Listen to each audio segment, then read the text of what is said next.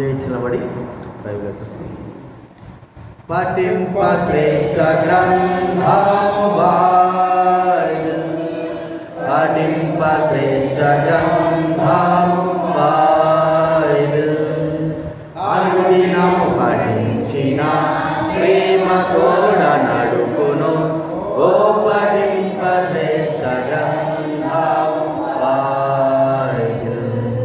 కూర్చోండి.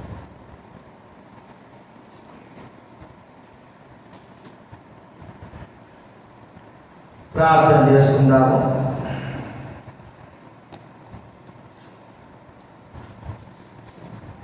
పరలోకమున్న తండ్రి, యేసు క్రీస్తు వారి నామమున మీకు కృతజ్ఞతాస్తుతులను చెల్లిస్తాము.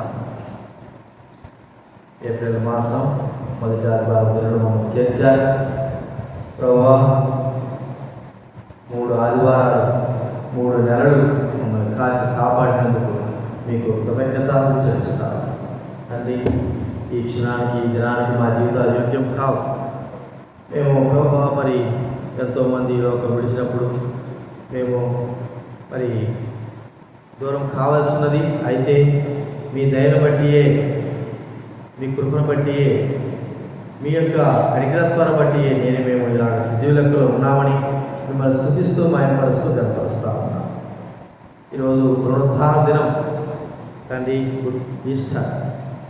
సర్వలోక ప్రజలు ప్రభువా మీరు తిరిగి లేచారని, సమాధిలోంచి తిరిగి లేచారని సంతోషంతో ఆనందంతో ప్రభువా స్తుతిస్తూ గనపరుస్తున్నారు. మేము కూడా గనపరచడానికి వచ్చున్నాం. ఒకవేళ ఇంటికాడ కూర్చున్నారేమో, రాకుండారేమో, భయం లేకున్నారేమో, భక్తి లేకున్నారేమో ప్రభువా, తెలిసి కూడా ప్రభువా మీ ఉగ్రతకు పాత్రగా ఉంటున్నారేమో, వారితో మీరు మాట్లాడండి. పిల్లలు, పెద్దలు, వృద్ధులు అందరూ నడిపించారు ప్రభువా, సహాయించి మేమే కాదు సకల ప్రాంతాల్లో జరుగుతున్న పరిచయను మీరు దీవించి ఆశించవలసి మనం చేస్తాం. ఆత్మతో సత్యముతో మేము మిమ్మల్ని ఆరాధించడానికి కనికరించవలసి మనం చేస్తాం. కృతజ్ఞతాపూర్వకంగా స్తుతులు చెల్లిస్తూ యేసు ప్రభు నామమున ప్రార్థించి అడిగి వేడుచున్నాము తండ్రి.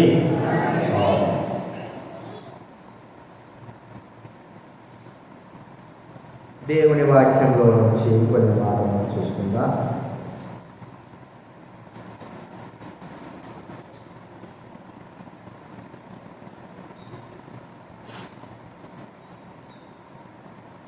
మత్తయి రాసిన సువార్త 28వ అధ్యాయం. ఆరాధనలో ప్రవేశింపక మునుపు మనము కొన్ని మాటలు చూసుకోవాలి.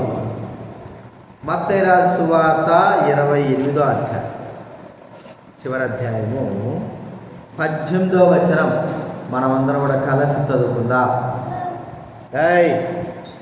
ఏమ్రా ఏది రాడు తల పై ఇక్కడ పెట్టు, పైన పెట్టు, తాళాలు పడిది పెట్టు, తాళాలు పెట్టు. వెనక్కి వెనకే పడుదు, గమ్ము కూర్చోవాలి చెత్తనా. నీకే గమ్ము కూర్చోవాలా, బగులుతా చెత్తనా మనిషి. గమ్ముండి చేతులు కట్టుకోండి, కట్టుకో చేతులు, కట్టుకోరా చేతులు. నువ్వు ముత్తడు గమ్ము కూర్చోవాలి. మత్తయి సువార్త 28వ అధ్యాయం 18వ వచనం మనమందరం కూడా కలిసి చదువుకుందాం. 28, 18 అందరం చదువుకుందాం. అయితే యేసు వారి యొద్దకు వచ్చి, పరలోకమందును భూమి మీదను నాకు సర్వాధికారం ఇయ్యబడి ఉన్నది. పరలోకమందును భూమి మీదను నాకు సర్వాధికారము ఇవ్వబడి. అంత మాత్రం కాకుండా అదే 28వ అధ్యాయంలో 5వ వచనం 6వ వచనం అందరం చదువుకుందాం. మత్తయి సువార్త 28వ అధ్యాయం 5వ వచనం 6వ వచనం మనం అందరం కూడా చదువుకుందాం. దాని పై వచనాలే.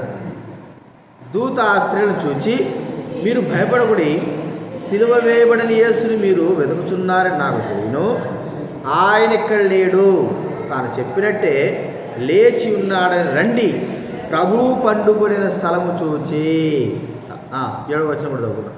త్వరగా వెళ్ళి ఆయన మృతులలో నుండి లేచి ఉన్నాడని ఆయన శిష్యులకు తెలియజేయుడి. ఇదిగో ఆయన గలీలోనికి మీకు ముందుగా వెళ్ళుచున్నాడు, అక్కడ మీరు ఆయన చూతురు. ఇదిగో మీతో చెప్పి తిన నేను. అలాగే మొదటి తిమోతి రాసిన పత్రిక బైబిల్ గ్రంథంలో తిమోతి రాసిన మొదటి పత్రిక 6వ అధ్యాయం.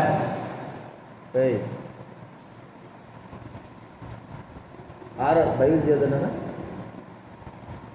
మీరు గోడ దిక్కో గుడిగా గోడ దిక్కో గోడకి అటు తిరుక్కో తిరగదు రావద్దు వచ్చినట్టు ఇక్కడికి వస్తావు. 6వ అధ్యాయం 15వ వచనం అందరూ చదువుకుందాం. 6వ అధ్యాయం 15వ వచనం. మొదటి తిమోతి రాసిన పత్రిక 6వ అధ్యాయము 15వ వచనం మనం అందరం కూడా చదువువచ్చిన వారందరూ కూడా చదవండి. శ్రీమంతుడును అద్వితీయుడునగు సర్వాధిపతి యుక్త కాలమునందు ఆ ప్రత్యక్షత కనపరచును. ఆ సర్వాధిపతి రాజులకు రాజును ప్రభువులకు ప్రభువునై ఉన్నాడు. ఈరోజు మనకు ప్రత్యేకమైన కూర్చోవాలి. ప్రత్యేకమైన దినం అంటే అర్థం ఏంటి? యేసు ప్రభువారు చనిపోయి సమాధిలో ఉండి తిరిగి 3వ దినాన లేచినటువంటి దినం. ఈ దినము మనకే కాదు కానీ సర్వలోక ప్రజలందరూ కూడా ఆనందంతో సంతోషంతో వాళ్ళు ప్రభువు లేచాడు ప్రభు అని వారు గాన ప్రతిగానములు చేస్తూ ఉంటున్నారు. కాబట్టి మరి ఆయన ఆరాధించడానికి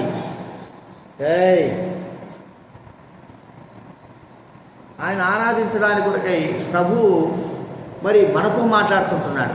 ఏమని?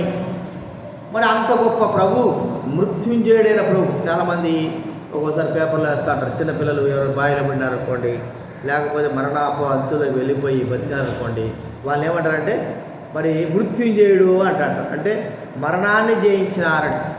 మృత్యుంజయులు అంటే అర్థం ఏమిటంటే అసలుకే చచ్చిపోవాలి. అర్థమైందా? బతుకున్నప్పుడు ఆ మరణ పంచుల్లోకి వెళ్ళి రావడం కాదు, అసలుకే మానవుడు చచ్చిపోవాలి. చచ్చిపోయి ఆ వ్యక్తి సమాధి చేయబడాలి. సమాధి చేయబడి ఏ వ్యక్తి అయితే సమాధి చేయబడ్డాడో, ఏ వ్యక్తి చచ్చిపోయాడో, తిరిగి ఎవరి సహాయం లేకుండా తనంతకు తానే లేయడమే మృత్యుంజయుడు అని అంటారు. ఈ భూలోకంలో ఎవరు కూడా అలాంటి వారు లేరు, యేసు ప్రభు తప్ప కదండి. అంకే ఎవరైనా ఉన్నారా చెప్పండి. ఎవరు లేరు కదా, యేసు ప్రభు ఒక్కడే చెప్పాలి. మరణాన్ని జయించి మృత్యువును జయించి తిరిగి లేచినటువంటి ఏకైక వ్యక్తి ఇక ఎవరు లేరు. కాబట్టి ఆయన మనం ఆరాధించడానికి వచ్చి ఉంటున్నాం. సరే, ఆయన ఇప్పుడు విజయవంతంగా మరి ఆయన లేచి ఉన్నాడు. మరణాన్ని జయించి లేచాడు. ఇదిగో ఆయన చెప్పినట్టే లేచి ఉన్నాడు.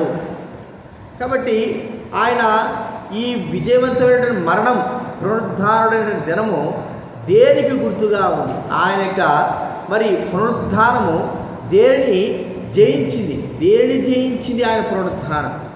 దైవ గ్రంథంలో మనం చూస్తూ ఉంటే ఆయన పునరుద్ధానుడై ఉన్నాడు.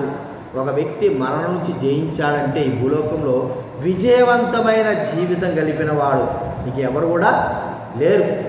యేసు ప్రభు తప్ప ఇంకెవరు కూడా విజయవంతమైన జీవితం గడిపిన వారు లేరు. మొట్టమొదటిగా ఆయన అంత గొప్ప విజయవంతమైన జీవితం గడపడానికి, లేకపోతే మరణాన్ని జయించి తిరిగి లేవడానికి గల కారణాలు కొన్ని మాత్రం చూసుకొని మనము ప్రభువును స్తుతిద్దాం. మొట్టమొదటిగా మనం చూస్తూ ఉంటాం. చూడండి, తీతు రాసిన పత్రిక, ఈ తిమోతి తర్వాతనే ఉంటుంది, 2వ తిమోతి తర్వాత. తీతు రాసిన పత్రిక 3వ అధ్యాయము 3వ వచనం. తీతు రాసిన పత్రిక 3వ అధ్యాయము 3వ వచనం దయచేసి చదవండి ఎవరైనా. ఎందుకనగా మునుము అవివేకులమును అవిధేయమును మోసపోయిన వారమును భోగములకు దాసులమై ఉండి అసూయందును అసహ్యులమై ఒకరినొకడు ద్వేషించుచు ఇంటిమి. చాలు ఏమంటాడు ఇక్కడ? మనము కూడా మునుపు అవివేకులు, అనగా మానవుడు తనను తాను జయించుకోలేకపోతుంటున్నాడు కదండి. లోకాన్ని జయించిన వారు చాలామంది ఉన్నారు, రాజ్యాలు. కానీ వారిలో ఉన్న వారి యొక్క మనస్సాక్షి అయితే వారిలో ఉన్నటువంటి దాన్ని, వారికి స్థితిగతులను జయించుకోలేకపోయినారు. అర్థమైందా మీకు? ఇప్పుడు ఎందుకంటే ఇప్పుడు నేనున్నా అనుకోండి, ది గ్రేట్ అలెగ్జాండర్. ఆ వ్యక్తి లోకాలంతా జయించాడు. అన్ని చోట్ల వెళ్ళి ఏయ్ డైరెక్ట్ ఏం చెప్తాక ఎక్కువ పోమడుతున్నా.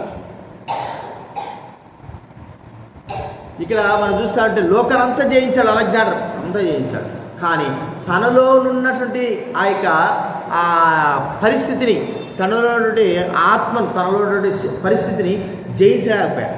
చివరికి తాను చనిపోయాడు కదండి. మరి ఇక్కడ మనం చూస్తూ ఉంటే లోకము దురాశలతో, భోగాలతో మనమే జయించుకోలేకపోయినాం. అహంకారముతో, దుర్మార్గతతో, మోసాలతో, దుష్టత్వాలతో, భోగాలతో, దురాశలతో ఉంటున్నాం మనం కదండి. ఇంకా ఏమని చెప్పాడు? ఒక వ్యక్తి దైవత్వము కలిగి ఉన్నాడు అనడానికి గల కారణం ఏంటంటే కామ, లోభ, మోహ, మద, మత్సర్యాలు. ఇక్కడ వినాలి ఏంటంటే ఏం జయించాలా? ఒక వ్యక్తి దేవుడు అనేటువంటి పదానికి అర్థం కావాలి, దేవుడుగా కావాలంటే ఏం జయించాలి చెప్పాలి? ఏం జయించాలి? కామము చెప్పాలి, కామము, క్రోధము, లోభ, మోహ, మదమత్సర్యాలు. అంటే ఇవి శరీర సంబంధంగా, శరీరీతిగా మనం జీవిస్తున్నాం కాబట్టి ఇవి మనకు ఉన్నాయి. వీటిని జయించగలిగిన వాడే దేవుడు, అంతేనా?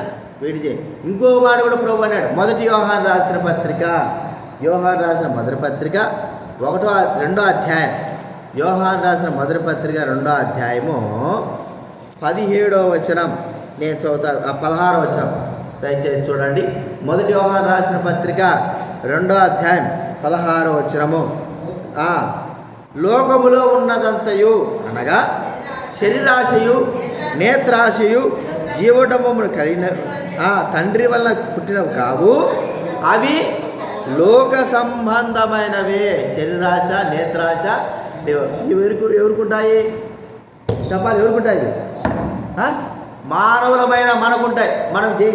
మనం ఏం చేయాలి? వీటిని జయించాలి.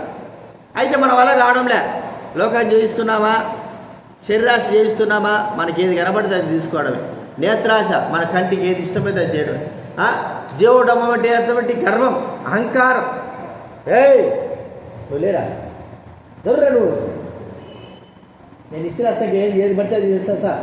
వెనక గొడవ కూర్చోబో. లేరు నువ్వు గొడవ కూర్చోబో. లేరా అంటే గోడ కూర్చోరంటే అర్థం చెప్తా. నీకేమైందిరా? త్వరగా కావాలనా? ఎవరు మూసుకోండి వెళ్ళారా? ఏమరా మూసుకుంటేటట్లేరే మీరు? అసలు తన్నులో అంటున్నారు. తనమంటే చెప్పు, పీకుతావు గేటు. గమ్ము ఉండే కొద్దిగా ఎక్కువ చేస్తున్నారు. అసలుకి నోరు మూసుకోండి వాళ్ళు చెప్తాను. నాతో కాదు, నాకు రాదు. గమ్ము ఉండే చెదలు కట్టుకోండి. కట్టుకో చెదలా. బడిలో పోతున్నారు, బడికి పోతున్నారు మీరు. అసలు టీచర్ అంతేగాని మీరు మాట్లాడేటట్లేదా మీరు? మీకు గమ్ము శబ్దం వచ్చిందా? మీకుంది చెప్తానా? నోరు మూసుకొని గమ్ము వినాలి. నేను చెప్పింది వినాలి అంతే. బైబిల్ చేద్దు మీరు. త్యాగరా బైబిల్ త్యాగ. పోయి బైబిల్ పోయి వచ్చే 10 నిమిషాలు కూడా మనశ్శాంతి గురించేటట్టు. మీరు మనశ్శాంతికి లేదు, మమ్మల్ని మనశ్శాంతి గురించా? దేవుడి వాక్యంలో మనం చూస్తూ ఉంటే లోకము, అధికారం. చూడండి, ఇవన్నీ కూడా మనం జయించలేము. మనం జయించలేకే ఎన్నో రకమైన శ్రమలు, కష్టాలు, మరణాలు ఎదుర్కొంటారు. అయితే యేసుక్రీస్తు వారు శరీరధారిగా ఈ లోకంలో జీవించాడు.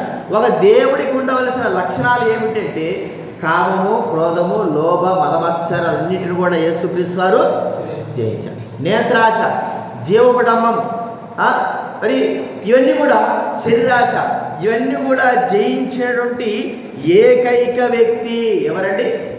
ప్రభు యేసు. ఆయన మరణము కాక మునిపే శరీరధారిగా ఉన్నటువంటి ఈయన యేసుప్రభు వారు వీటన్నిటినీ జయించాడు.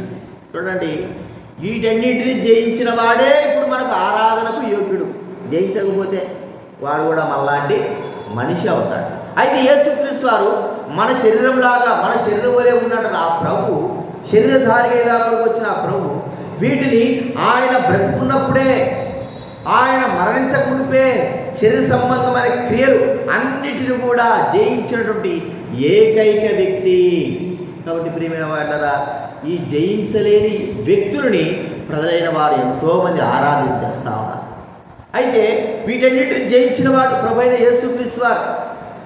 ఆయన మనం ఆరాధించాలి. ప్రభువా, ఈ లోకంలో మనుషుల చేత ఆధారపడుతుంటున్నారు. ఎందుకంటే మనుషులు ఈ లోకంలో శరీర సంబంధమైన వాటిని జయించలేక లోకంలో వాటికి నాశనమైపోయినారు ప్రభువా. అయితే వారు ఆరాధికులుగా ఉన్నారు. కాదు, మీరు మరణం జయించి తిరిగి లేచినామంటే లోక సంబంధమైనటువంటి క్రియలన్నిటిని కూడా జయించినావు, శరీర సంబంధమైన క్రియలన్నింటినీ కూడా జయించినావు. మా ఆరాధనకు నీ ఒక్కడివే యోగ్యుడవు, నీ ఒక్కడివే ఆరాధనకు పూజ్యుడవు, మహిమ కలిగిన వాడవు. కాదు మిమ్మల్ని స్తుతిస్తుంటున్నాను ప్రభువా. ఈ దినాన మిమ్మల్ని స్తుతించడానికి మరి శరీర సంబంధంగా మీరు అన్నిటిని కూడా జయించినటువంటి ఏకైక దేవుడు కాబట్టి మిమ్మల్ని స్తుతిస్తుంటున్నాను. కాబట్టి ఆయన జయ జీవితం ఏమిటి? లోక సంబంధమైన వాటన్నిటిని కూడా లోకాన్ని జయించొచ్చేమో కానీ మన మనస్సాక్షిని, మన హృదయాన్ని, మన మనస్సును ఎవరు వ్యక్తి కూడా జయించలేడు. లోకమంతా జయిస్తాడు కదండి, లోకమంతా జయిస్తాడు. కానీ తనలో ఉన్నటువంటి మనస్సును, తనలో ఉన్న హృదయాన్ని ఏ వ్యక్తి కూడా జయించలేడు. తనలో ఉన్న శరీర సంబంధమైన క్రియలను ఏ వ్యక్తి కూడా కంట్రోల్ చేసుకోలేడు. కానీ వీటన్నిటిని జయించిన వాడు ఎవరండి చెప్పండి? ఎవరు? యేసుక్రీస్తు వారు అన్నిటినీ. అందుకే ఆయన మనకు జయమును అనుగ్రహించేవాడు, జయ జీవితం కలిగిన వాడు. ప్రపంచంలో ఈ ఒక్కడు మాత్రమే ఎవరండి? తనను తాను జయించుకున్నటువంటి వ్యక్తి, తనను తానే జయించుకున్న వ్యక్తి. ఇక ప్రపంచంలో ఏ వ్యక్తి కూడా తనను తాను జయించుకోలేదు. కానీ అలాంటి వారు కూడా ప్రపంచంలో ఆరాధింపబడుతున్నారు. వాళ్ళు కాదు మనకు కావాల్సింది. ఎవరండి? తనను తాను జయించుకున్నవాడు, తన శరీరాన్ని, తన కోరికల్ని, తన సమస్తాన్ని జయించుకున్నవాడు. ఆ వ్యక్తే ప్రభువైన యేసుక్రీస్తు వారు. అందుకే ఆయన చనిపోయి సమాజం తిరిగి లేచే విజయవంతమైన జీవితం ఆయనలో ఉంది. కాబట్టి ఆయన ఆరాధిస్తుంటున్నాం. ఇది మొట్టమొదటిగా ఎందుకు యేసుప్రభువును ఆరాధించాలి? విజయవంతుడైన యేసుప్రభుడు అంటే తనను తాను జయించుకున్నవాడు. మనం జయించుకుంటామా? మనం జయించుకోలేదు. ఒకవేళ మనం జయించుకుంటే మనం కూడా దేవుళ్ళం అయిపోతాం. కానీ మనం జయించుకోలేము. అది మన వల్ల కాదు.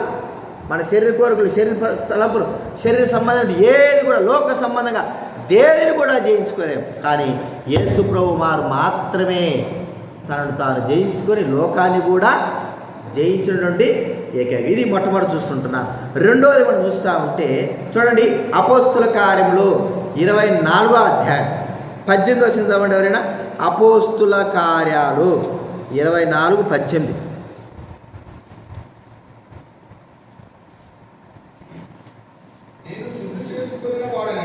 ఆ 26:18 చూడండి. 26:18 అపోస్తుల కార్యాలు 26:18.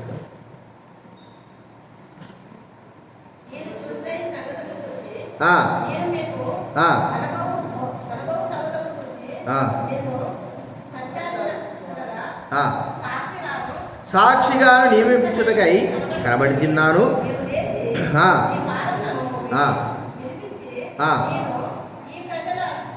ఈ ప్రజల వలనను అన్ని జనుల వలనను హాని కలగకుండా నేను కాపాడదును. చీకట్లో నుండి వెలుగులోనికి, సాతాను అధికారం నుండి దేవునికి తిరిగి. చాలు. ఏ అధికారం అండి? యేసుక్రీస్తు వారు జయించిన అధికారము. ఇక్కడ మనం చదువుకున్నాము. సాతాను అధికారం. సాతాను జయించిన వాడు ఎవరండి? సాతాను జయించేటువంటి వ్యక్తులు ఎవరు? కేవలము యేసు ప్రభు తప్ప ఇంకెవరు కూడా సాతాను జయించలేదు. సాతాను జయించడు. సాతాను మనం చూసినామా? సాతాను దూతను మనం చూసినామా? బలువులు చూసినామా? సాతానుడు అంటే ఎట్లుంటాడంటే పాము తెలుసు కదా, సర్పం. ఏమంటారు? సర్పం. ఒకప్పుడు వెలుగుదూతగా ఉండొచ్చేమో కానీ యేసు ప్రభుకి తిరగబడిన తర్వాత, పరలోకంలో తిరగబడిన తర్వాత సర్పమైపోయినాడు, శాపమైపోయినాడు, కిందికి భూలోకంలోకి త్రొక్కబడ్డాడు. ఈ సాతానుడు మరి అనేకమైన వారిని జయించినాడు. సాతానును జయించడం అనేది అంత తేలికైన విషయం కాదు. సాతానుడు సామాన్యంగా రంగంలోకి రాడు మనుషులు జయించడానికి. అర్థమైందా? ఇప్పుడు ఒక 100 మంది ఉన్నారు. ఒక వ్యక్తి, ఒక రాజు ఉన్నాడు. రాజుకి అధిపతులు ఉంటారు, సహస్రాధిపతులు ఉంటారు, సైనికులు ఉంటారు. ఎక్కడైనా యుద్ధానికి పోవాలంటే రాజు వెంటనే పోడు. మొట్టమొదటి ఏం చేస్తాడంటే సైనికులు పంపిస్తాడు. వాళ్ళ వల్ల కాలేదనుకో సహస్రాదులు పంపిస్తాడు. తర్వాత చివరిలో ఏం చేస్తాడు చెప్పండి? చివరిలో ఎవరు కాకపోతే తన వల్ల అవుతుంది కాబట్టి తను వెళ్తాడు. అలాగే ఈ లోకంలో ప్రియమైన వాళ్ళ సాతానుడు ఇద్దరిలో ప్రవేశించాడు. మొట్టమొదటి ఎవరిలో ప్రవేశించాడు చెప్పండి? ఎవరు? అవలో ప్రవేశించాడు సాతానుడు. అవలో ప్రవేశించాడా? ఎక్కడ చదువుతాడు? ఎక్కడ ప్రవేశించాడా సాతానుడు? సర్పములో ప్రవేశించాడు. ఎక్కడ? సర్పం పాములో ప్రవేశించాడు. అన్ని జంతువులు ఉంటే ఆ పాములోనే ప్రవేశించాడు. రెండోదిగా ఎవరిలో ప్రవేశించాడు? ఎవరిలో ప్రవేశించాడు? ఇస్కరియోతు యూదాలు, ఈ ఇద్దరిలో ప్రవేశించాడు. ఎవరో ప్రవేశించలే. అర్థమైందా మీకు ఇప్పుడు? ఎవరిలో ప్రవేశించాడు సాతానుడు? మొట్టమొదటిగా సర్పంలో ప్రవేశించాడు, రెండోదిగా ఇస్కరియోతు యూదాలు. కాబట్టి ఈ సాతానుడు జయించడము అంటే అంత తేలికైన విషయం కాదు. సాతాను జయించాలి, సాతాను అధికారంలో ఉన్నవారిని తీసుకురావాలంటే అంత తేలికైన విషయం కాదు. సాతాను కట్ల నుంచి విడిపించాలంటే అంత తేలికైన విషయం కాదు. సాతాను బంధించిన వారు 100 కొలది, 1000 కొలది, కోట్ల కొలది ఉన్నారు. ఇక్కడ కూడా చాలామంది సాతాను చేత బంధింపబడిన వారు ఎంతోమంది ఉన్నారు. సాతాను చేత బంధింపబడడం అంటే అర్థం ఏమిటి? ఏం కాదు. సాతాను చేత బంధింపబడడం అర్థం ఏమిటి? దేవుని దగ్గరికి వెళ్ళకోకుండా సాతాను వాళ్ళు ఏం చేస్తున్నాడు? ఆపివేయడం, వాళ్ళు బంధించడం. బైబిల్ గ్రంథంలో లూకా సువార్త 13వ అధ్యాయంలో నడుము వంగిపోయిన ఒక స్త్రీ ఉంది. చూడండి, బైబిల్ లూకా సువార్త 13వ అధ్యాయం, 13వ అధ్యాయము 16వ వచనం. లూకా సువార్త 13వ అధ్యాయం 16వ వచనం. దయచేసి మరి ఇదిగో 18 ఏళ్ల నుండి సాతాను బంధించిన అబ్రహాం కుమార్తెను ఈమెను విడిపింపగదా అని అతనితో చెప్పారు. సాతాను లోకంలో మనుషులు బంధిస్తే మనిషి తీసేయచ్చు, జంతువులు బంధిస్తే జంతువులు తెంపుకొని పోవచ్చు. అర్థమైందా? మనం బంధిస్తే తెంపుకొని వెళ్ళిపోవచ్చు. అయితే సాతాను బంధించాడు అనుకోవడం. అర్థమైందా? సాతాను బంధించిన వ్యక్తిని ఎవరు విడిపించగలరంటే యేసు ప్రభువుకు తప్ప ఆ శక్తికి ఏ మానవుడు కూడా లేదు. అర్థమైందా మీకు? ఇప్పుడు సాతాను బంధిస్తే ఎవరు విడిపించగలరు? యేసు ప్రభువు తప్ప ఇక ఏ మానవుడు కానీ ఏ దూతకు కానీ విడుదల లేదు, విడిపించలేరు, శక్తి లేదు వారు. కాబట్టి యేసుక్రీస్తు వారు సాతాను అధికారంలో ఉన్న వారందరినీ విడిపించడానికి కొరకై పరలోకం నుంచి ఈ లోకానికి వచ్చాడు. అసలు వచ్చింది యేసుక్రీస్తు వారు ఎందుకు ఈ లోకంలో కంటే? సాతాను యొక్క క్రియలను లయపరచడానికి వచ్చాడు. చూడండి, 1 యోహాను రాసిన పత్రిక 3వ అధ్యాయం.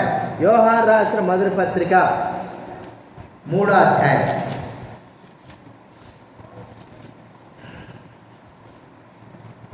8వ చదవబడ్డారా? బైబిల్ వెనక నుంచి 200. 1 యోహాను రాసిన పత్రిక. అపవాది మొదటి నుండి పాపము చేయుచున్నాడు గనుక పాపం చేయవాడు అపవాది సంబంధి. చూడండి ఎంత చక్కటి మాట. అపవాది యొక్క క్రియలను లయపరచుటకే. ఎవరి క్రియలు లయపరచడానికండి? ఎవరు ఇద్దరు? అపవాది చేత ఆదాము మొదలుకొని అనేకమైన వారు దాసోహులైనారు. అనేకమైన వారు అపవాది లోపరుచుకున్నాడు. ప్రియమైన వారు అపవాది ఎంతోమందిని లోపరుచుకున్నాడు, ఎంతోమందిని పై విజయం పొందాడు. ఎవరు కూడా అపవాదిపై విజయం పొందలేదు. అయితే యేసుక్రీస్తుతోనే అపవాదిపై విజయములు మానవుడికి సాధ్యమవుతా ఉంది.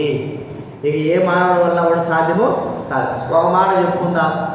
ఎంతమంది ఎన్ని సంవత్సరాలు రక్షింపబడ్డారు? చేతి ఎక్కడ ఉండాలా? ఎన్ని సంవత్సరాలు రక్షింపబడిన వాళ్ళు? 5 సంవత్సరాలు రక్షింపబడిన వారు చేయొద్దండి. 5 సంవత్సరాలు ఇది నేను రక్షణ పొందాను అన్నవాళ్ళు చేయగలరు. 10 సంవత్సరాలైన వారు రక్షణ పొందినాను అన్నవాళ్ళు కూడా చేయొద్దండి. నేను 10 సంవత్సరాలు బాప్తిసం 10 సంవత్సరాలు అయిన బాప్తిసం తీసుకున్నా రక్షింపబడ్డాను చెప్పండి. సరే 20 సంవత్సరాలు ఒకరు 20 సంవత్సరాలు నేను రక్షింపబడి, మీరు 20 సంవత్సరాలు 20 సంవత్సరాలు మీరు రక్షణ లేదా? వినపడుతుందా? ఎన్ని సంవత్సరాలు అయింది? నేను ఒక్కోసారి వస్తుంది సంఖ్య. హలో, ఎన్ని సంవత్సరాలు రక్షింపబడి? రక్షణ 10 సంవత్సరాలలో చేయొద్దండి. నేను 10 సంవత్సరాలు అయింది యేసుని తెలుసుకుని బాప్తిజం తీసుకొని 15 సంవత్సరాలలో చేయొద్దండి. 20 సంవత్సరాలలో చేయొద్దండి. సార్, ఇప్పటి వరకు కూడా మీరు మందిరానికి వస్తున్నారు, ప్రార్థన చేసుకుంటున్నారు, అర్థమైందా మీకు? ఇప్పుడు బైబిల్ చదువుకుంటున్నారు. ఇప్పటి వరకు మీరు కూడా యేసు ప్రభువును వద్దు, మాకు వద్దు అని మీరు వెళ్ళిపోలేదు. చాలామంది వెళ్ళిపోయారు కదా, చాలామంది ఎంతోమంది చూడలేదా మీరు? చెప్పండి, ఎంతోమంది చూడలేదా మీరు? చాలామంది చూసినా. అందరూ కూడా ఏమైపోయినారు? లోపల ఓడిపోయినారు, ప్రార్థన లేదు, ఏమీ లేదు, అందరూ యుద్ధాలలో వెళ్ళిపోయారు. కానీ మీరు ఇంకా ఉన్నారంటే అర్థం ఏంటి? చెప్పండి. మరి లోపల ఓడిపోయిన వారు, దేవుడు దూరం వెళ్ళిపోయిన వారు, సాతానిక అధికారంలో ఉండి వారు ఏమైపోయినారు? చెప్పండి. దేవుడి సన్నిధికి వచ్చి కూడా వాళ్ళు దేవునికి దూరం అయిపోయినారు. మీరు ఇంకా ఉన్నారంటే అర్థం ఏమిటి? దేవుడే యేసు ప్రభు వారి ద్వారానే మీరు ఇంకా సజీవులుగా ఉండి ప్రభు సన్నిధిలోకి వస్తున్నారు. అర్థమైందా మీకు? ఇప్పుడు అర్థమైందా? మీ శక్తి, మీ భక్తి కాదు. మిమ్మల్ని ఓడించిన దేవుడికి ఒక లెక్క కాదు. మనందరూ నన్ను అందరి లెక్క ఓడించడానికి ఒక లెక్క కాదు, సాతానుడికి ఒక లెక్క కాదు. కానీ యేసు ప్రభు యొక్క సహాయం వల్లనే, ఆయన యొక్క శక్తి వల్లనే, ఆయన ప్రభావం వల్లనే ఈ దినాన మనం ఇంకా విశ్వాసం కోల్పోకుండా దేవుడి మందిరానికి వస్తున్నాం. మన శక్తి, మన భక్తి, మన యొక్క ఎన్ని కాదండి. అర్థమైందా ఇప్పుడు? కాబట్టి ఎవరు సహాయం, ఎవరి ద్వారా మనం ఇంకా నిలిచి ఉన్నా చెప్పాలి. యేసు ప్రభు యొక్క సహాయం ద్వారానే నీవు కానీ నేను కానీ ఎంత బలవంతులు. బైబిల్ గ్రంథంలో చెప్పబడింది, పెద్ద పెద్దవాళ్ళు కొట్టుకోపోయినారంట. కానీ ఇంకా మనము చదువు రాకపోయినా, దేవుడికి ఒక్కొక్కసారి అవిధేయులు ఉన్నా, ఇప్పటి వరకు సాతానిక వలలో పడుకోకుండా, సాతానిక శక్తిలో పడుకోకుండా కాపాడుతున్నామంటే ఎవరి శక్తి? చెప్పండి, యేసు ప్రభువారి యొక్క శక్తి. ఇది మనం గుర్తించుకోవాలి. కాబట్టి సాతానిక అధికారంలో నుండి మనల్ని లాగి, సాతానిక అధికారంలో మనల్ని విడిపించినాడు. ఇప్పుడు సాతాను మన పైన ప్రభుత్వము ఎన్నిసార్లు చేసి, అర్థమైందా? సాతాను దేవుని దగ్గర పోయి అడిగింటారు. ఒక్కొక్కరు ఇప్పుడు 10 సంవత్సరాలు ఉన్నారనుకోండి, మీరు 10 సంవత్సరాలు ఉన్నారనుకోండి, ఈ 10 సంవత్సరాలను పోయి అడుగుతారు, అయ్యా వీళ్ళేదో విర్రవీగుతున్నారు. అర్థమైందా? ఏ పేరు, మీ పేరు ఒక్కొక్కరు చెప్పండి. మీరు ఎన్ని సంవత్సరాలు? నీ పేరు కృపాకర్. అయ్యా ఈ కృపాకర్ ఏమో విర్రవీగుతున్నాడు, యేసు నేను నమ్ముకున్నాను అంటున్నాడు, ఒక్కసారి నాకు అప్పచెప్పు. మీ వాడిని ఏం చేస్తాను నేను? యేసు ప్రభువే లేడు అని చెప్పేసి నేనేం చేస్తాను? పంపించి పంపుతాను. అప్పుడు యేసు ప్రభు అంటాడు, వాడు బలహీనుడు సైతాను, వాడు బలహీనుడు, వాంతి నీకేం పనిరా, నేను ఉన్నంత వరకు వాడిని నువ్వు ఏమి కూడా చేయవు. ఇలాంటి వారు ఎంతమందో అర్థమైందా మీకు ఇప్పుడు? అంటే యేసు ప్రభు వారు మనతో పాటు ఉండడం ద్వారానే ఈ దినాన మనం ఏమవుతున్నా చెప్పాలి, సజీవులంగా విశ్వాసంలో బలంగా ఉంటున్నా. లేకపోతే చెప్పండి, ఎప్పుడో ఎగిరిపోయేటాలు, గాలి ఎగిరిపోయేటాలు, ఎప్పుడో దేవుడు లేదు, దయం లేదు, ఎక్కబడితే తిరుగుతుండేటోళ్ళం. ఇప్పుడు యేసు ప్రభు వారు మన పక్షాన నిలబడి ఆయన తిరిగి లేచినాడు కాబట్టి, జయవంతుడు కాబట్టి, ఆయన ఎవరు చేయి పట్టుకుంటారో ఆ ఎవరు సాతాడు ఎంత మాత్రం ఆ వ్యక్తిని ఏమీ చేయలేడు. యేసు ప్రభు వారి దగ్గర ఎవరైతే, యేసు ప్రభు వారు ఎవరి దగ్గరైతే ఉంటాడో ఎవరు కూడా, సాతానుడు కూడా మనల్ని కదిలించలేడు. ఇప్పటివరకు సజీవులు ఉన్నామన్నా అంటే ఎవరు కృప చెప్పండి, ఎవరి దయ? దేవుడు. కాబట్టి యేసు ప్రభు వారు లేవడం ద్వారానే, ఆయన సజీవుడై ఉండడం ద్వారానే ఈ ఘనత మనకు దక్కింది. అదే కానీ చచ్చిపోయి ఉంటే ఆయన వల్ల మనకేం ప్రయోజనం ఉంటుందా? యేసు ప్రభు చచ్చిపోతే మనకేం ప్రయోజనమా? అలాగే సమాజమైన ప్రయోజనమా? లేదు. ఆయన తిరిగి లేయడం ద్వారానే మనకు గొప్ప ప్రయోజనం. ఎందుకంటే సాతానిక అధికారంలో ఉంటే మనం ఏమైనామని చెప్పండి, రాబడ్డాం. ఇది మనం గుర్తించుకుందాం. ఇది ఎన్నోది చూస్తున్నా చెప్పండి. రెండోది, మొట్టమొదటి ఏం చూసినాము? దేని నుండి మనకు విజయం? ఆ యేసు ప్రభువు వారు ఎలాగ విజయం పొందాడు? తనను తానే జయించుకున్నటువంటి ఏకైక వ్యక్తి. కాబట్టి ఆయన స్థుతిస్తుంటున్నారు. ఈ లోకంలో తనను తాను జయించుకున్నవాడు కామ, క్రోధ, లోభ, మోహ, మదవత్సరాలతో ప్రజలు నిండి ఉంటున్నారు. వాళ్ళనే మానవులు ఆరాధిస్తున్నారు. కానీ యేసు ప్రభువారు ఈ శరీర సంబంధంగా ఉన్నప్పటికీ వీటన్నిటిని జయించినటువంటి వాడు ఏకైక వ్యక్తి యేసుక్రీస్తు వారు. ఏమే జుట్లు ముడేయాలనా? జరగాల. కళ్ళు మూసుకో, చేతులు కట్టుకోవాలి, చేతులు కట్టుకోవాలి. మీరు ఎందుకు మాట్లాడుతున్నారు? గుడ్డు మొహం నీకే చెప్పే. కళ్ళు మూసుకో, నాది కుదుడు, ఇటు చూడు. కాబట్టి ఇక్కడ మనం చూస్తున్నాము, ప్రభువు మనతో మాట్లాడుతున్నాడు. ఈ దినాన సజీవులు ఉన్నాం. రెండవదిగా సాతాను యొక్క అధికారం నుండి మనల్ని విడిపించి. ఎందుకు? ఆయన లేకపోతే మనకు అధికారం రాదు. యేసు ప్రభువు వారు జయించారు, సాతాన్ని జయించేశాడు. ఇక సాతాను దేని పనికిరాడు. అందుకే బైబిల్ గ్రంథం ఉంది, వారిని ఆయన కాళ్ళ క్రింద చితక దొక్కించాడు. మన కాళ్ళ క్రింద కూడా చితక దొక్కించాడు. అంటే సాతాను మనం ఏం చేస్తుంది? యేసు ప్రభు ఏం చేశాడు చెప్పండి? జయించాడు. సాతాను జయించినటువంటి ఏకైక వ్యక్తి ఎవరో యేసు. ఆయన జయించకపోతే ఈ దినాన మన విశ్వాసం ఉండలేము, మన వల్ల కాదు. ఇది రెండవది మనం చూస్తున్నాం. మూడవదిగా చూడండి, రోమా రాసిన పత్రిక 6వ అధ్యాయం తీయాల, బైబిల్ తీయాలి. చేలు కట్టుకోరా, చేలు కట్టుకోమని చెప్పా. చేలు కట్టుకొని చేతులు కట్టుకో. ఒక చేయి కదా, రెండు చేతులు. రోమా రాసిన పత్రిక 6వ అధ్యాయం 6వ అధ్యాయము 14 వచ్చింది చదవండి ఎవరైనా. మీరు కృపకే కానీ ధర్మశాస్త్రములు అయిన వారు కారు కనుక పాపము మీ మీద ప్రభుత్వము చేయదు. తర్వాత 17 వచ్చింది చదవండి. 17 మీ పాపములకు దాసులై ఉంట్రి. చాలు. తర్వాత 20 వచ్చింది చదవండి. మీరు పాపమునకు దాసులు.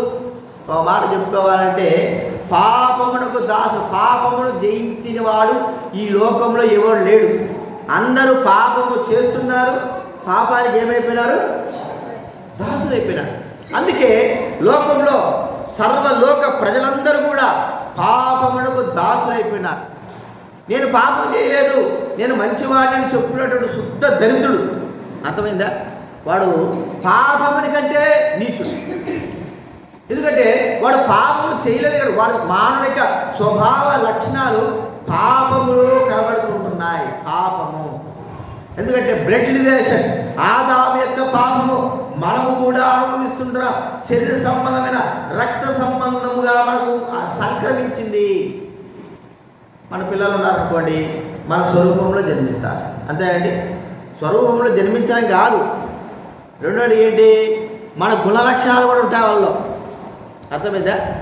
మనం ఏం చేస్తామో, ఎలాగ ప్రవర్తిస్తామో, ఎలాగ చేస్తామో మన స్వరూపమే కాదు, వారిలోకి మన గుణ లక్షణాలు కూడా వస్తాయి.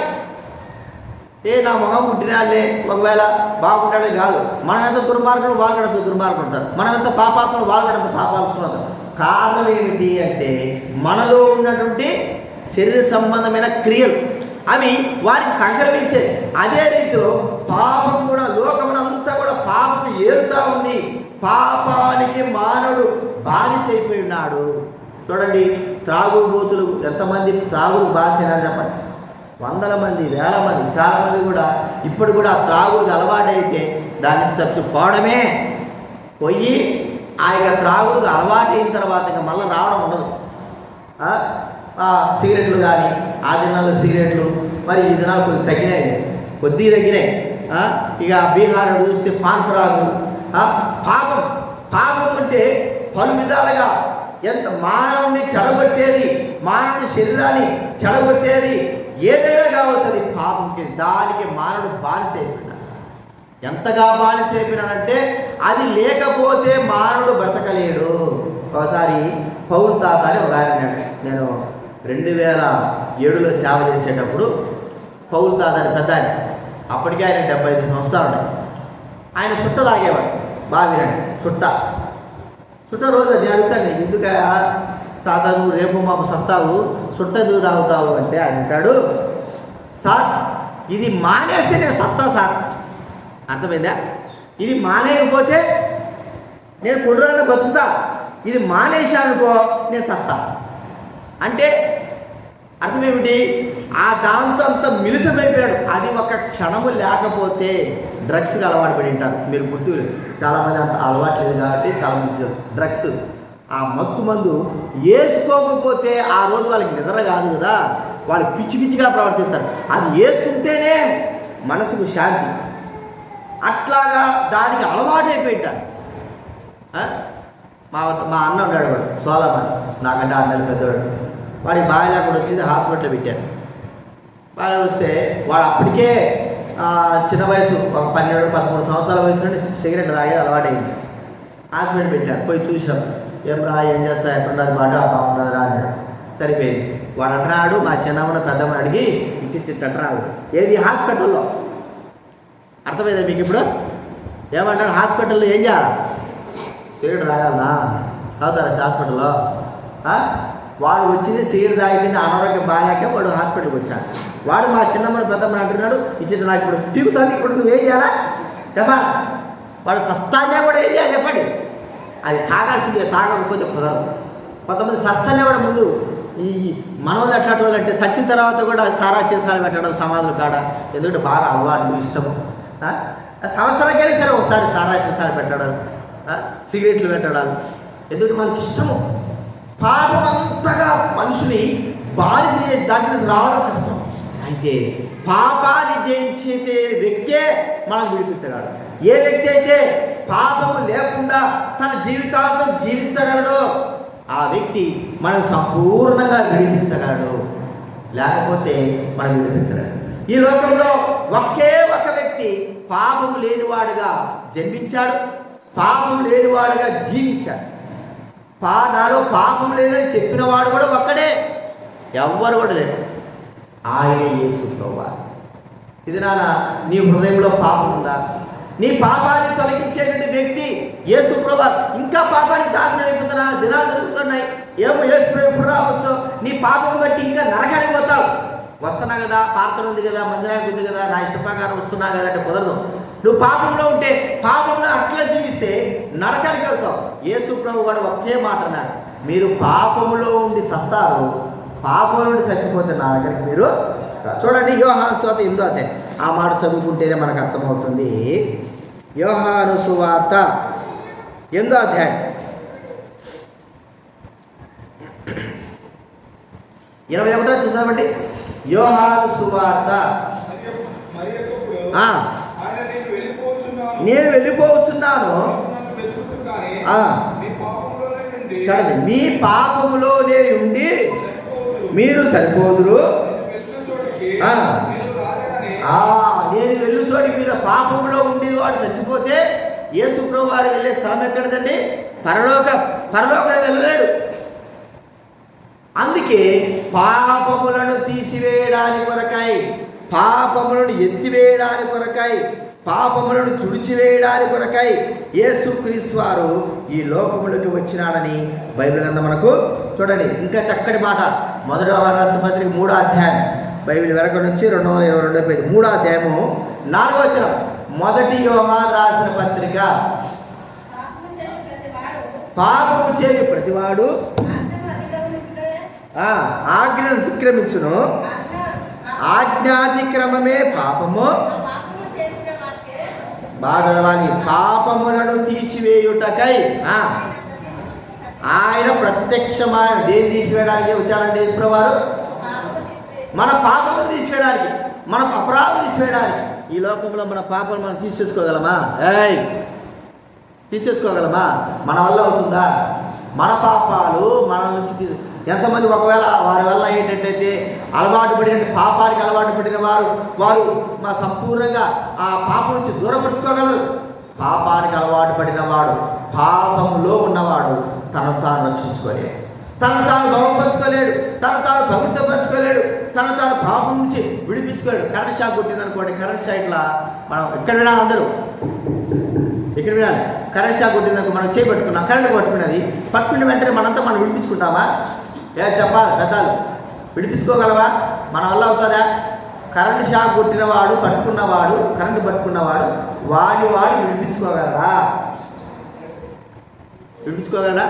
విడిపించుకోలేడు. ఒక్కసారి కరెంటు పట్టుకోవడమే అంతే. ఈ దాని వేరే వాడు ఎవడో వచ్చి విడిపిస్తేనే కానీ ఆ కరెంటు వాడు ఏం చేయదండి, చెప్పాలి విడవదు అంతేనా. ఇది అందరూ మనకు తెలుసు. కరెంటు పట్టుకోవడమే ఆలస్యం, ఇక విడిపించుకోవడం మన వాళ్ళగా. ఎవరో గురించి సహాయం చేయాలి. అలాగే పాపం మనం పట్టుకున్నది విడిపించుకోలేము మన వాళ్ళగా. పాపమును తీసివేయడానికి యేసుక్రీస్తు వారి లోకి వచ్చారు. మరి పాపములు సంపూర్ణంగా మానవులోంచి అసలుకే తీసివేసేటువంటి శక్తి కావాలంటే పాపములను తీసివేసేటువంటి ఆ క్రియ చేయాలి. ప్రియమైన వారి పాపం తీసేసే క్రియ ఏంటంటే మరణము. పాపముల కొరకై మరణం అనుభవించాలి, బలిగా అర్పణ చేయాలి. కోడి రక్తమా, మేక రక్తమా, పశువుల రక్తం బైబిల్ గ్రంథం ఉంది. కోళ్ళ రక్తం, మేక రక్తం ద్వారా మానవ పాపం పోవడము అసాధ్యము. కానీ ఏ రక్తం ద్వారా? పరిశుద్ధుడైన యేసుక్రీస్తు వారి రక్తం. ఒక పరిశుద్ధుడైన వ్యక్తి, ఆ వ్యక్తి యొక్క రక్తము ద్వారానే మానవునికి పాప క్షమాపణ. ఆ వ్యక్తి యేసు ప్రభు ఒక్కడే పరిశుద్ధుడిగా ఈ లోకంలో వచ్చాడు. నీవు ఇంకా పాపంలో ఉంటూ పాపకు వస్తున్నా పోతున్నావు. నీ పాపం ఇంకా క్షమింపబడాల, నీ జీవితం ఇంకా మార్చబడాల. నీ పాపంలో అలాగే ఉన్నావు. అయ్యో నేను పాపంలో ప్రభు నేను పాపం క్షమించని నేను రక్షణ పొందితే ఇతరులు ఏమనుకుంటారో, నా పాపం నుంచి విడుదల పొందితే ఎవరైనా నన్ను అసహించుకుంటారేమో.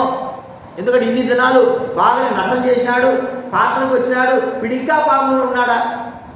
కొంతమంది ఎట్లుంటారంటే ఎన్నో దినాలు ప్రార్థనకు వస్తూనే ఉంటారు, కానీ రక్షణ ఉండదు. మాకు తెలిసినటువంటి ఒక క్రియ చెప్తారు.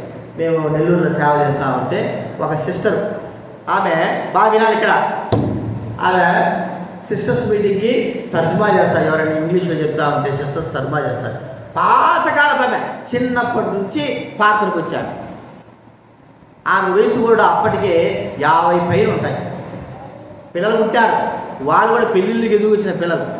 ఒకరోజు ఎవరో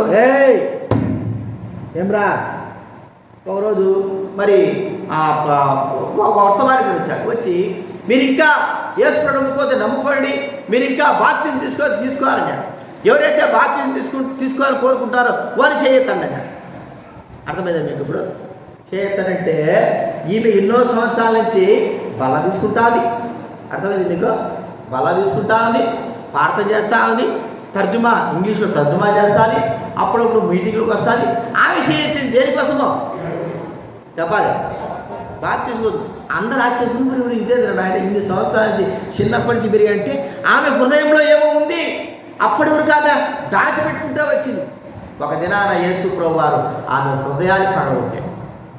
ఒక సమయం వస్తుంది, పాపమును ఇంకా దాచిపెట్టుకుంటా ఉంటే, ప్రియమైన వార పాపమును ఈలోంచి దూరం చేసుకోకపోతే, పాపమును దూరం చేసుకుని ఆ ప్రభువైన యేసుక్రీస్తు విశ్వాసం ఉంచకపోతే నువ్వు అలాగే ఉంటావు, అలాగే జీవిస్తావు. చివరికి యేసు ప్రభు ఉన్న స్థలం పరలోకం వెళ్ళలేవు. నీ వల్ల కాదు. మనం ప్రార్థనకు వచ్చేది ఎందుకు, జీవించేది ఎందుకు, యేసు ప్రభు నమ్ముకుంది ఎందుకండి? ఎందుకు చెప్పాలి? యేసు ప్రభు నమ్ముకుంది ఎందుకు? మనం ఈ లోకం విడిచిన తర్వాత ఎక్కడికి వెళ్ళాలి? మోక్షానికి వెళ్ళాలి. అంతేనా? ఇంకా వేరే దానికి ఏమైనా ఉందా? మన పాపాలు క్షమింపబడాలి. ఇంకా మనం అట్లా జీవిస్తూ ఉంటే, జీవితంలో మార్పు రాకుంటే, మనము మార్చబడలేకుంటే, కాబట్టి యేసు ప్రభు వారు మాత్రమే పాపములను తీసివేయడం అధికారం ఆయనకు వచ్చింది. ఎందుకంటే ఆయన మరణాన్ని జయించాడు, పాపం తీసివేశాడు. ఆయనలో పాపం లేదు. ఈ లోకంలో ఎంతోమంది నేను బాగు చేస్తానంటారు, కానీ వాళ్ళలో అంతా పాపమే. వాళ్ళలో అంతా పాపమే, పాపంతో నిండి ఉన్నారు. వాళ్ళు మనకేం చేస్తారండి? హెల్ప్. యేసు ప్రభు వారు మాత్రమే మనకి ఏం చేస్తున్నాడు? ఆయన సహాయము చేసేవాడు. కాబట్టి విషయాలు గుర్తుపెట్టుకుందాం. యేసుక్రీస్తు వారు మరణం జయించి తిరిగి లేయడం ద్వారా మనకు కలిగిన లాభం ఏమిటంటే, మన పాపం నుండి మనకు విడుదల కలుగు. మనంతా మనం తీసేసుకోలేం, అది మన వల్ల కాదు, మన వల్ల కానే కాదు. మన పాపాలు క్షమించడము మన వల్ల కాదు, ఇతర వల్ల కాదు. యేసు ప్రభు తప్ప ఈ లోకంలో పాప క్షమాపణ కలిగించే వ్యక్తి ఎవరు కూడా లేరు. యేసు ప్రభు అన్నాడు, మనుష్య కుమారుడు తప్ప ఏ మానవుడు కూడా పాపమును క్షమించే అధికారము లేదు. ఆ మనిషి కుమారుడు యేసుక్రీస్తు వారు, ఆ దేవుడు యేసుక్రీస్తు వారు పాపము లేనివాడుగా ఉన్నాడు. ఇది మనం గుర్తించాల్సిన మూడో విషయం. చివరి విషయం ఏమిటంటే, యేసుక్రీస్తు వారు తిరిగి లేయడం ద్వారా విజయవంతుడుగా లేడు. ఎందుకు లేచాడు? ఆయన లేయడానికి గల కారణం ఏంటంటే చూడండి, రోమా అపోస్తుల కార్యం 2వ అధ్యాయం, అపోస్తుల కార్యం 2వ అధ్యాయం, అపోస్తుల కార్యం 2వ అధ్యాయం 24వ బైబిల్ వచ్చిన వారు చదవాలి. అపోస్తుల కార్యములు 2వ అధ్యాయం. మరణము ఆయనను బంధించుట అసాధ్యము. కనుక దేవుడు మరణ వేదన తొలగించి ఆయన మరణము ఆయన బంధించడం. ఇప్పుడు మన తాత ముత్తాతలందరూ దేనికి బంధింపబడ్డారు చెప్పండి? దేని యొక్క బంధకాలు ఉన్నారు? మన తాత ముత్తాత గతించిపోయిన వారు మరణము యొక్క బంధకాలలో ఉన్నారు. అర్థమైందా? మరణము మానవ దగ్గరికి వస్తే ఎంత కండలు తిరిగిన వాడైనా సరే, ఏమింటున్నారు మీరు ఆ ఎడకు కూర్చున్నారు? ఎందుకు కూర్చున్నారు ఎడకలా? మీరందరూ ఎందుకు కూర్చున్నారు? మాట్లాడదానికా? మీరే ఎవరస్తులు? ముందుకురా, లేచి ఇక్కడ ఏం కాదు, రావాలి. అక్కడ వరుసగా ముగ్గురున్నారు, లే ఇక్కడికి రా, ఏం కాదు, ఇక్కడికి రా, ఏం కాదు, మనమే అంతా మనమే, మీ బంధువులే, నా బంధువులు కూడా కాదు. కూర్చో, నువ్వు కూడా ఏం చేస్తున్నావు అమ్మాయి? రేపై ఆమె కూడా ఎడకుండా పెట్టరు. పిల్లలు ఉండేవాళ్ళు ఎడకుండా అంటే ముందు వచ్చాడట్లా. మీరు ఎండడానికి వచ్చారా? మాట్లాడడానికి గుసగుసలు చేయడానికి వచ్చారు. దూరం కూర్చో, ఒకరొకరు దొరికి అట్లా. నువ్వు కూడా మీరు వినరు, ఇతరులు వినరు. దూరం కూర్చో, కూర్చో అది కూర్చో నా వైపు. ఇక్కడ మనం చూస్తూ ఉంటే మరణానికి భయపడిన వాడు ఎవడున్నాడు చెప్పండి?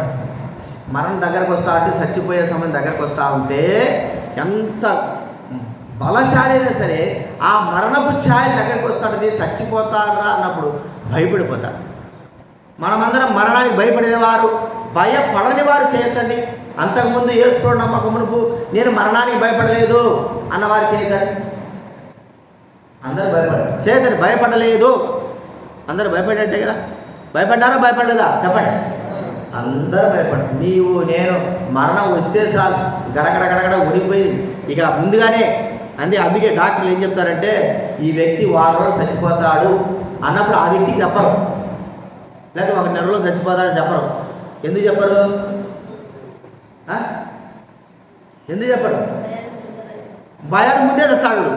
అది ఒకవేళ సంతోషం ఉంటే వాళ్ళ ఆయన కొద్ది గట్టి అయితే ఏం చేస్తారు చెప్పండి?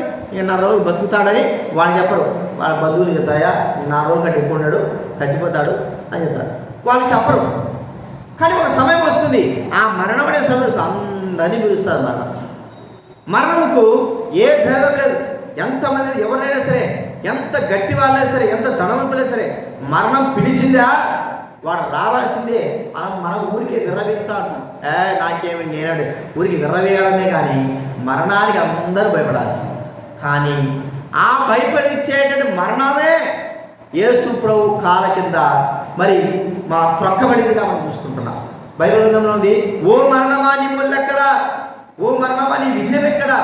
విజయము మరణాన్ని జయించి లేచినటువంటి విజయవంతుడు కాదు, విజయవంతుడు ఏకైక వ్యక్తి ఎవరండి? ఎవరు? యేసు ప్రభు తప్ప ఇంకెవరు. మరణాన్ని జయించిన వాడు. మరణం అనుకున్నది నేను ఆదాము మొదలుకొని యేసు ప్రభు వరకు ఎంతోమంది చంపేశాను. చంపి నా యొక్క స్వాధీనం చేసుకుని భూమిలో వారిని నేను ఉంచాను. యేసు ప్రభు వారు శరీరధారిగా వచ్చాడు. ఇతను కూడా నేను చంపేసి నా ఆజ్ఞ ఉంది, మరణానికి అందరు దాసులు కావాలా, కాబట్టి చంపేస్తాను, భూమిలో పెట్టేస్తాను, సమాధి నేను కావలిగా ఉంచుతా అనుకున్నదేమో మరణం. అయితే ప్రియమైన వాళ్ళరా, యేసు ప్రభు వారు మరి అందరి వలె అందరిలాగా మరణానికి అప్పచెప్పుకున్నాడు. మరణమా యేసు ప్రభు అన్నాడు, మరణము యేసు ప్రభు అప్పచెప్పుకుంటేనే మరణం వస్తుంది. బాగా గుర్తుపెట్టుకున్నాడు. అర్థమైందా మీకు? ఇప్పుడు యేసు ప్రభు అప్పచెప్పుకుంటేనే, మరణమా నన్ను ఆవహించంటేనే మరణం మన దగ్గరికి యేసు ప్రభు దగ్గరకు వస్తుంది. మరణము నన్ను ఏం చెయ్యొద్దంటే మరణం యేసు ప్రభు దగ్గర రాదు. బైబిల్ గ్రంథం ఉంది, నా అంతకు నేనే ప్రాణము. చూడండి, యోహాను సువార్త 10వ అధ్యాయం. 10వ అధ్యాయం చదవండి. యోహాను సువార్త 10వ అధ్యాయం. తీయాలి బైబిల్ తీయాలి. 17వ వచనం చదవండి ఎవరైనా. యోహాను సువార్త 10:17. నా ప్రాణం పెట్టుచున్నాను, ప్రేమించుచున్నాడు, ఎవడును నా ప్రాణము తీసుకొనడు.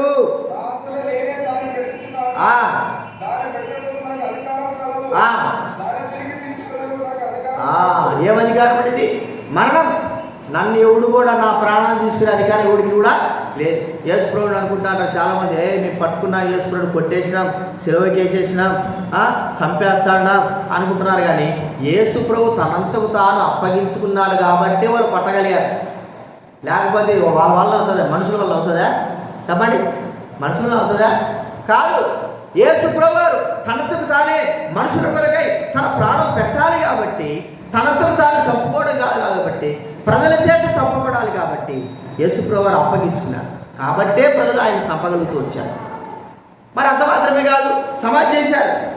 తనంతకు తానే మరణం కూడా పట్టుకున్న ఏ వ్యక్తి కూడా ఇప్పటి వరకు లేదు. చాలామంది భూమిలో ఉన్నారు, అవధూతల్లాగా ఉన్నారు. ఇంకా మేము ఎప్పుడో వస్తాడు, ఎప్పుడో లేస్తాడు, అంత శవాలు ఉన్నాయి, ఆ కులిపోయిన శరీరాలు ఉన్నాయి. అయితే యేసుప్రభు వారు చెప్పినట్టుగా 3వ దినాన ఆయన ఏం చేశాడు చెప్పండి? లేచాడు. చెప్తా వచ్చాడు, నేను చచ్చిపోతాను, చనిపోయి సమాధి ఉంచుతాను, తిరిగి 3వ దినాన లేస్తాను చెప్పినట్టుగా లేచాడు. మరణం ఆయన బంధించిందా? చెప్పండి. ఎన్ని కావలిగా ఎంత చూడండి. కీర్తన గ్రంథం 49వ అధ్యాయం, కీర్తన గ్రంథం 49వ అధ్యాయం 14 వచ్చిందాడు ఎవరైనా? 49వ అధ్యాయం 14 వచ్చి చదవాలి త్వరగా.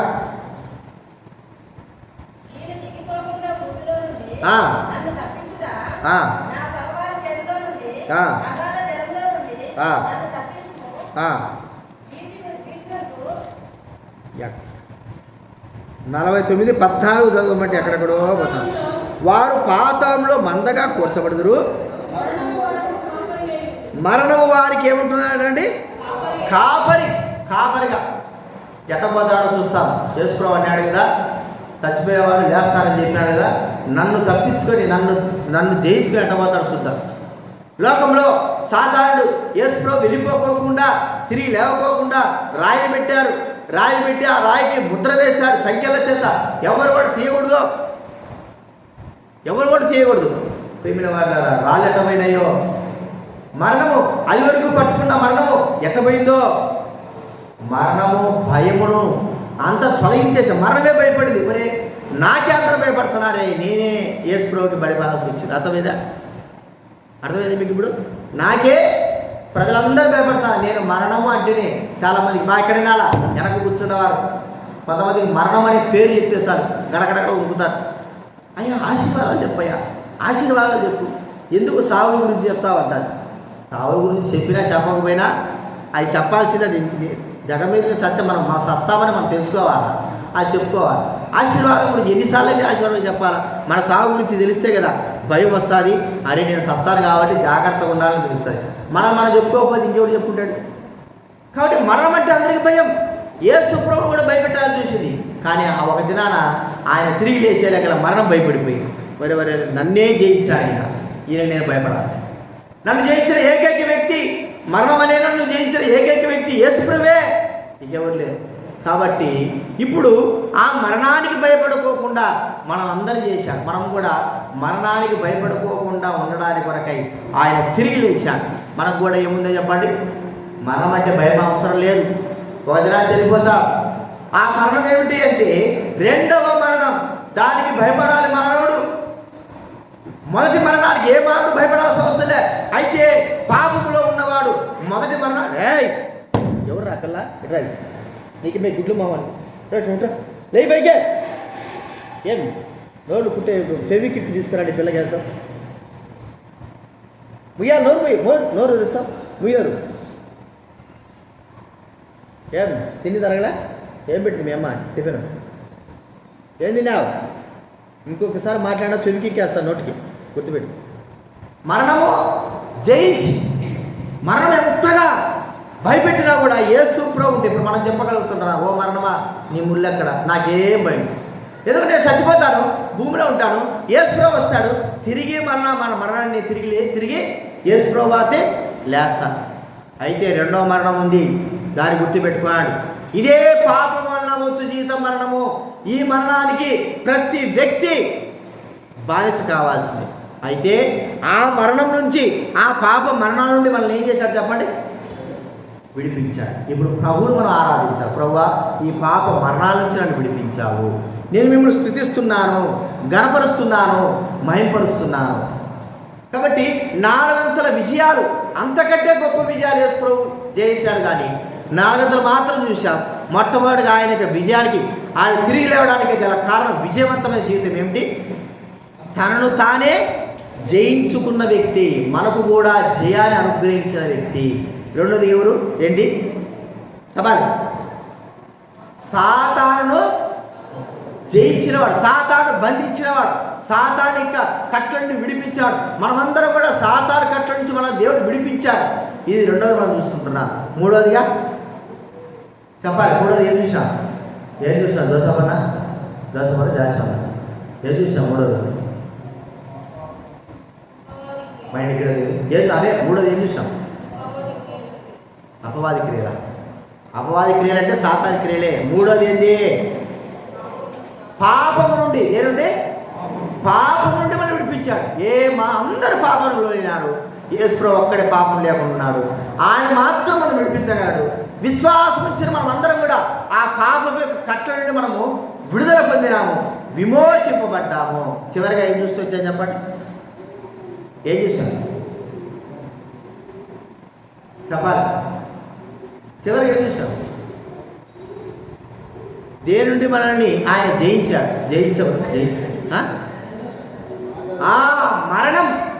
మరణం నుండి ఆయన జయింపబడ్డాడు. మరణం ఆయనను బంధించలేకపోయింది. యేసు ప్రభు ఒక్కడే మరణాన్ని జయించలేశాడు. ఇప్పుడు మనకు కూడా ఆయన విశ్వాసంతో మనకు కూడా ఆ జయ జీవితం మనకు ఒక దినాన్ని వస్తుంది. ఆ దినాన్ని మనం ఏం చేస్తామంటే ప్రభువుని అంగీకరించాం కాబట్టి మరణం మనం ఏం చేయాలి? మరణం మన దగ్గరికి రాదు. ఆ మరణం రెండో మరణము. ఆ మరణం దగ్గరికి మనం వెళ్ళము. ప్రభు దగ్గరికి వెళ్ళిపోతాం. ఎవరైతే యేసు ప్రభువుని విశ్వాసం ఇస్తారో, పాప క్షమాపణ పొందరో, యేసు ప్రభు నాకు వద్దు, నేను పాత్రకు వస్తాను, పోతాను, నాకు యేసు ప్రభు నాకు అవసరం లేదు, ఆయన రక్తం నాకు అవసరం లేదు, నా జీవితం ఇలాగే జీవిస్తాను అనుకున్న వాళ్ళు రెండవ మరణంలోకి వెళ్తారు. అది అగ్ని ఆరదు, పురుగు చావదు. ఆ భయంకరమైనటువంటి ఆ నరకంలో మనం కాలాల్సి వస్తుంది. ప్రియమైన వాళ్ళరా, ఆ మరణము ఇక దాంట్లో ఒక్కసారి వెళ్ళడమే ఇక రావడం. బైబిల్ గ్రంథంలో మా నరకంలోకి వెళ్ళినవాడు ఎవరు చెప్పాలి? ఎవరు నరకంలోకి వెళ్ళినవాడు? ఎవరండి? అబ్రాహాము.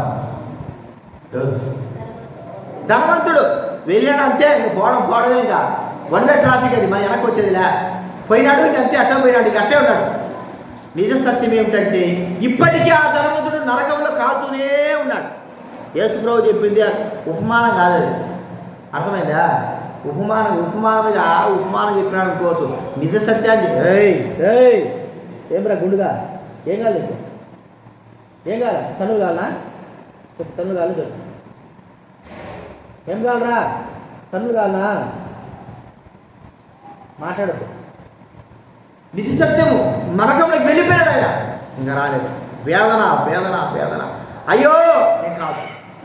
ఒక మాట గుర్తుపెట్టుకోనండి, ఈ చివరి దినాల్లో యేసు ప్రభువుని అంగీకరించకుండా నీ జీవితాన్ని పాడు చేసుకుంటా ఉంటే, యేసు ప్రభు వారు చనిపోయి సమాజపడింది తిరిగి లేచింది అనుకోండి, నేను రక్షించడానికే. మా నాన్న ఉన్నాడు. మా నాన్న సుబ్బయ్య సూపరింటెండెంట్గా పనిచేశాడు ఇరిగేషన్ డిపార్ట్మెంట్లో. పాపపు అలవాటు, వ్యభిచారపు అలవాటు, బాగా సారాయి, నాటు సారాయి తెలుసు కదా, నాటు సారాయి, బీడీలు, బాగా అప్పట్లో బీడీలు, జీవితం అంతా కూడా పాడు చేసుకున్నాడు. ఒక ఉద్యోగం ఉన్నవాడు వేసుకుని చెప్తే ఏమింటాడు? పోరా, నేను చేసి పోరా అంటాను. చివరికి ఒక దినం వచ్చింది, 2 నెలలు అన్నం తినకోకుండా ఫుల్లుగా తాగేలేక ఏడాది బట్టకపోయినాయి, గొంతు బట్టకపోయింది, చేతులు బట్టకపోయినాయి, నీలక్కపోయినాయి.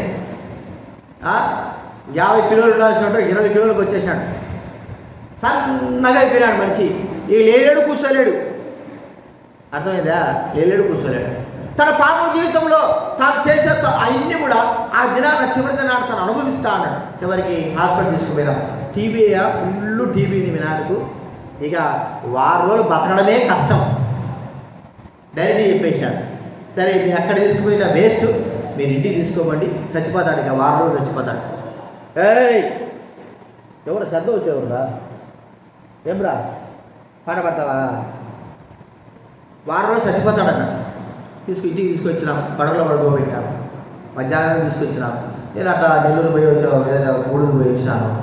రాత్రి 11 గంటలే, ఆయాసం ఏమంటాడు, 11:30, 11:45 రాత్రి. పల్లెటూరు అక్కడ ఆటోలు రా ఇవి రావు. ఉదయం పూట ఏదో ఆటోలు వస్తేనే పిలుస్తున్నాడు. నేను గాఢ నిద్రలో ఉండా. ఒరి రాజా అంటే చిన్నగా పిలిస్తే ఎవరికి వినపడుతుంది? గాఢ నిద్రలో ఉంటే చెప్పండి, వినపడుతుందా? ఎక్కడ వినపడింది. పిలిచాడు, రే అంబులెన్స్ తీసుకున్నారా, అంబులెన్స్ తీసుకుని యాడ అంబులెన్స్ వస్తాయి. రాత్రి 11 గంటల 40 నిమిషాలు. ఇక ఆయాసం, నాకు గాలి పిలుచుకోలేకపోతున్నా, ఆయాసం రా, అంబులెన్స్ తీసుకురా అంటున్నాను. నేను ఆ చివరి వయసులో, చివరి గడియలో, నాయన ఇప్పటికైనా యేసుప్రభువా నేను పాపి నాయన, నన్ను క్షమించి ఒక్క మాట అడుగు, నీ జీవితంలో రక్షింపబడతావు. ఇప్పటికైనా సస్తావు, ఇంకా 2-3 నిమిషాలు 10 నిమిషాలు సస్తావు, ఇప్పటికైనా అడిగితే అబ్బా అవన్నీ కాదు, అంబులెన్స్ తీసుకురాలంటాను. అంటే నేను బతకాలి ఇంకా. నేను తీసుకొచ్చి అంబులెన్స్ జాగ్రత్త. అప్పట్లో ఫోన్ లేవు. 2004లో ఫోన్లు ఉన్నాయా చెప్పండి? 2007 నుంచి ఫోన్లు వచ్చినాయి. ఈ 108 కూడా ఈ ఇటీవల రాజశేఖర్ వచ్చిన తర్వాతనే 108 వచ్చింది అప్పట్లో. ఇక ఏమైంది, నేను చూస్తుండగానే అలాగే చచ్చిపోతున్నాడు. నా కళ్ళ ముందు చచ్చిపోయాడు. ప్రేమైన వాళ్ళరా, మరణం తప్పించుకోలేం. ఈ మరణానికి ఆయన లోనేడేమో కానీ నిత్యం నరకానికి వెళ్ళిపోయినాడు. తన జీవితం మీద నాశనం చేసుకున్నాడు. ఇక్కడ కూర్చున్నారు, చాలామంది ఉన్నారు, అలాగే ఉన్నారు, పాపంతో అట్టే ఉన్నారు. నడుస్తాలే అనుకుంటున్నావేమో. యేసు ప్రభువు చనిపోయి సమాజం తిరిగి నీ కొరకే, నీ పాపం కొరకే, మరణం కొరకే. దాన్ని నువ్వు తేలిక తీసుకోవద్దు. ఎంత తేలిక, లోకంలో ఉన్న రోగాలను తేలిక తీసుకోవు. జ్వరం వస్తే డాక్టర్ కాడ పరిగెత్తావు, ఏదైనా కాళ్ళు నొప్పి వస్తే అంటే డాక్టర్ కాడ పరిగెత్తావు, తలనొప్పి వస్తే డాక్టర్ కాడ పరిగెత్తావు. కానీ నీ పాప విషయమై, నీ మరణం విషయమై తేలికగా ఉన్నావు. ఒక దినాన్ని ఉంటుంది, ఆ దినాన్ని మీరు రక్షించేవాడు యేసు ప్రభువు కూడా. నాకేం తెలుసు అంటాడు, అయ్యా రక్షించు, నన్ను రక్షించండి. నువ్వెవడో నాకు తెలుసురా నాయన. భూలోకంలో నీకు ఎన్నో మాటలు చెప్పినప్పటికీ, నా మరణ దినాన్ని కూడా నీకు ఎన్నో మాటలు చెప్పినప్పటికీ అట్లే జీవించావు. నీ పాపంలో జీవించావు, నీ ఇష్ట ప్రకారం జీవించినావు. చివరికి సచ్చినావు, ఏడుకొచ్చినావు. ఎవరు బాధ, ఆ బాధ ఎవరు పెడతారు, ఆ వేదన ఎవరు పొందుతారు? మనం పొందాలి. 100 రోజులతో పోయేది కాదు, 2 రోజులతో పోయేది కాదు, జీవితాంతం ఉండాలా ఆ బాధ. అర్థమైందండి? జీవితాంతం అంటే యుగాలు. జీవితాంతం అంటే 70 సంవత్సరాలు లెక్కేసుకోవడం కాదు, యుగాలు. ఇప్పటికైనా మారు మనసు పొంది, ఇప్పటికైనా జీవితం మార్చుకో, ఇప్పటికైనా నీ హృదయంలో ప్రభువుకు చోటు. యేసు ప్రభు చనిపోయి సమాజపడి తిరిగి లేచింది, అందుకే నిన్ను రక్షించడానికే వచ్చాడు. అలక్ష్యం నిర్లక్ష్యం వద్దు. కాబట్టి ప్రియమైన వారి కదా, ఈ 4 విషయాలు గుర్తుపెట్టుకుందాం. ఆ ప్రభువైన యేసుక్రీస్తు జయవంతుడుగా ఉన్నాడు. మనల్ని కూడా ఆ జయ జీవితంలో పాలిభాగస్తులుగా చేశాడు. కాబట్టి ఆ ప్రభువును మనము స్తుతించి గణపరుద్దాం. ఈ విషయాలు జ్ఞాపకం పెట్టుకుందాం. ఆరాధనలో ప్రవేశిద్దాం.